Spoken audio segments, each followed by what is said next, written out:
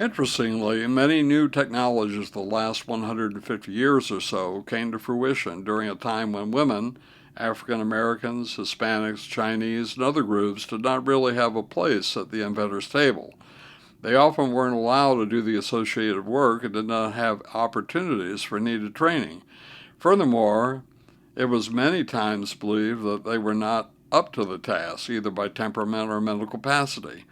Women, in particular, were held to what was called women's work, and it was only during World War II, for example, Rosie the Riveter, shipbuilding, and other wartime industries, that the situation changed. Of course, women participated in the cannery industries of the 1930s, but this work seemed related to cooking and kitchens, making it okay for women to perform. Hence, perhaps what we see in the dearth of women inventors is more a lack of opportunity to invent than a lack of capability or talent. In fact, the increasing number of women inventors and inventions in just the last 20 years reinforces this premise. Interestingly, there was an excellent 25-minute movie that I viewed in 1968, the year it came out, and what it contained might shed some further light. The documentary was called Why Man Creates, and I felt it to be the best I had ever seen on the subject of creativity and what drives the process. Yet, in hindsight, one cannot ignore the fact that the title refers to men as creators. Also, throughout the movie, it was never even suggested that women or even those of other races might have inventive talents as well. I'm sure one reason this occurred was that women and other inventors were not really subjects of the film. In addition, man probably meant humans, just as we say mankind to denote humanity. Yet I believe there was a subtle, unintentional message that was symbolic of the times. In fact, I know that women of any race can invent because this is how our brains are wired.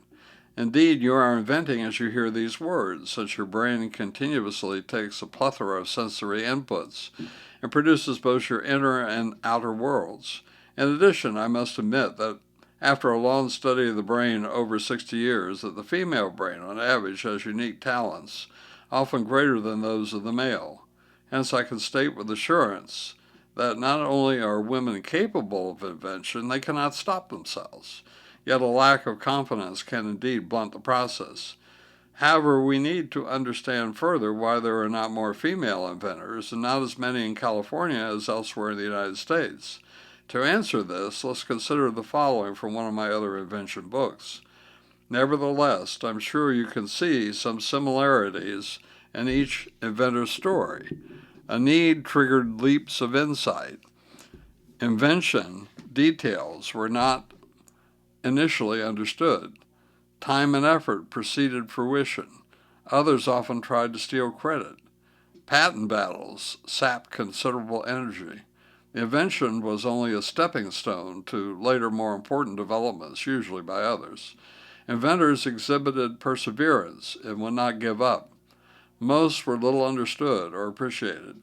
Few people have ever heard of them. But with the many difficulties that often followed in a female or male inventor's wake, you might ask, why would they do it? The answer is, it's what they do. Besides, an inventor is usually not thinking regarding any future glory that might come from her or his new idea. It is only the creative concept itself that spurs them on, and also the hope that there might be some answer to a problem or need. Furthermore, if the answer is not forthcoming, the inventor will just keep trying. So long as the question is possible to solve, any good inventor will keep at it until there is success. Some believe that this is one of the most important aspects of invention, since others might be equally successful if they had only kept trying. Yet, when the answer is finally discovered, it brings almost indescribable joy to the inventor's heart. In fact, it is truly like finding gold, and gold is always where you find it. Of course, most of what I've said regarding the dearth of women inventors is merely educated, I hope, conjecture. Yet as already indicated, the situation is changing. More women are going into technical fields, and more find themselves in a position to invent and make their ideas work. I believe this is a very good thing, since we cannot keep squandering the talents we have within our population. Likewise, women and men of other races having the opportunity to make inventive contributions as well. So, in the rest of this video series, let's take a look at these remarkable women who contributed despite the norms of society. In every case, they were inner-driven individuals who were also dealing with many personal problems. Yet, this is often true for any inventor, since invention is a personal struggle. There is often little recognition or public knowledge. Others try to steal ideas, and finally, you can generate an original idea that somebody already had and previously developed, but that you did not know about until legal problems occurred. However, invention is deeply rewarding since you are finding a solution, usually never discovered before, though you always know in your heart of hearts that there is nothing new under the sun. You are solving a critical problem. You are usually helping society, and you might help generate wealth. Yet on the last point, it is seldom the inventor himself or herself who gets rich. The best you can hope is personal satisfaction for having had a needed idea at exactly the right time and place. Nevertheless, how could you really ask for much more?